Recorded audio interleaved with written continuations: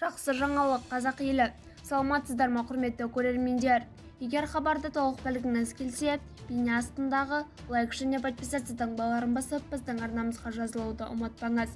2024 жылдың қаңтарынан болашақ зейнеткерлерге қосымша зейнетақы жарнасы төленеді.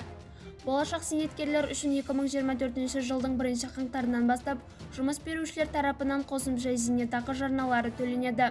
Бұл туралы үкімет отырысында еңбек және халықты әлеуметтік қорғау министрі Тамара Дүйсенова айтты, деп хабарлайды Қазақпарат тілшісі.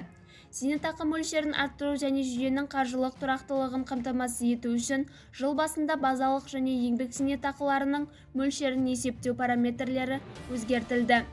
Саралап көтеру тетігін қолдану нәтижесінде ең төменгі базалық зейнетақы мөлшері 21%-ға дейін өсті.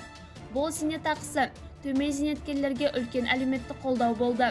Ал болашақ зейнеткерлер үшін 2024 жылдың 1 қаңтарынан жұмыс берушілер тарапынан қосымша зейнетақы жарналары төленеді, деді министр.